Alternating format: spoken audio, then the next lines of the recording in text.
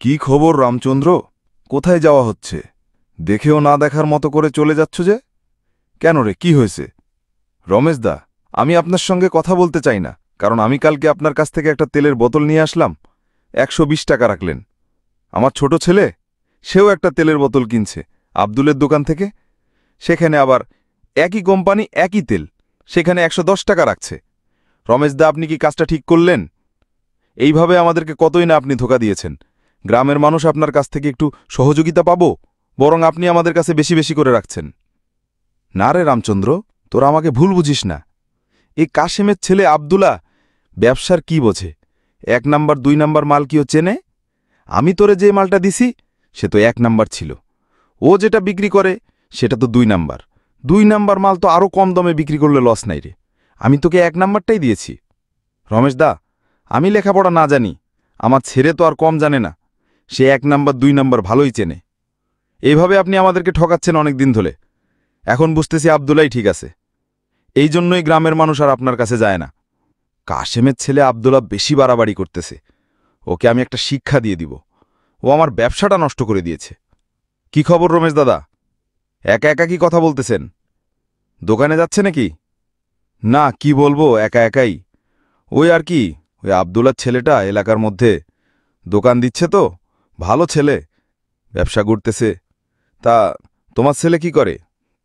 আমার ছেলে লেখাপড়া শেষ করে চাকরির জন্য টাকা জমা দিছে। তা চাকরির হচ্ছে না, বর্তমান বেকার, বাড়িতে বসে আছে। বাড়িতে কেন বসে থাকবে? লেখাপড়া শেষ করেছে, ভালো একটা ছেলে, জ্ঞান বুদ্ধি ভালো, বাড়িতে বসে থাকবে কেন? আব্দুল্লাহ ছেলে দেখ তো, ব্যবসা করে অনেক কিছু করতেছে, ব্যবসা ভালো চলছে, ওরকম একটা কিছু করতে বল। দাদা, ওর তো ব্যবসার কোনো অভিজ্ঞতাই নেই, ও কি ব্যবসা করতে পারবে? আরে আমি আছি না, আমার ব্যবসার বয়স 20 বছর। 20 বছরে আমার কোনো অভিজ্ঞতাই নাই নাকি? আমি সব শিখে দেব কিভাবে ব্যবসা করতে হয়।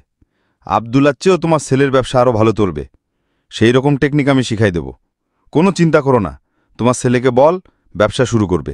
আর শোনো, দোকান তো দিবা, দোকানটা যেন আব্দুলের দোকানের পাশাপাশি হয়, তাহলে দোকান আরও ভালো চলবে। আসসালামু আলাইকুম চাচা, কেমন আছেন?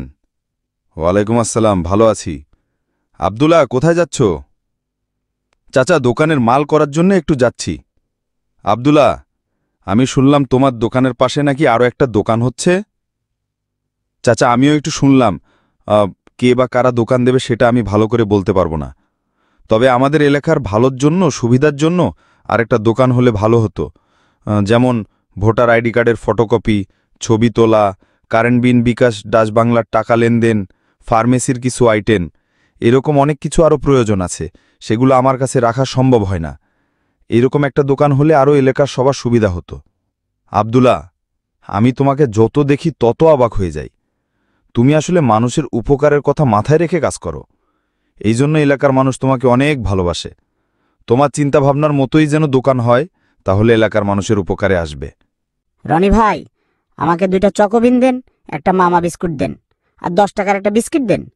রনি ভাই, আব্দুল্লাহ ভাইয়ের দোকানের মতো আপনার দোকানও বড়। আব্দুল্লাহ ভাইয়ের দোকানে যা যা আছে আপনার দোকানেও তাই আছে, তাই না রনি ভাই? হ্যাঁ, ঠিক বলেছিস, আমার দোকানেও সব আছে। আমি আরও আব্দুল্লার দোকানের থেকেও কম রেটে মাল বিক্রি করব। সবাইকে বলে দিস আমার দোকানে যেন আসে। আমি কম দামে মাল দিয়ে দিব, দাম কম ধরব।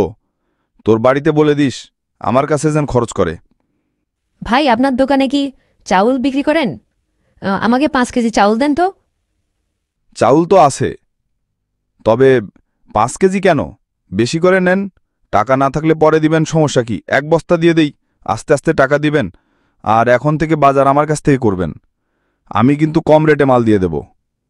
এই ধারাবাহিক ভিডিওর মাধ্যমে আপনারা সব রকমের সমস্যা সমাধান পাবেন, এবং কিভাবে সমস্যা সমাধান করা হয় বা কারা কারা সমস্যা করে, একটা ব্যবসা শুরু থেকে শেষ পর্যন্ত কিভাবে ব্যবসা ধরে রাখতে হয়, কিভাবে একটা ব্যবসার পিছনের মানুষ অনেক রকমের সমস্যা তৈরি করে, আরও অনেক ধরনের তথ্য পাবেন।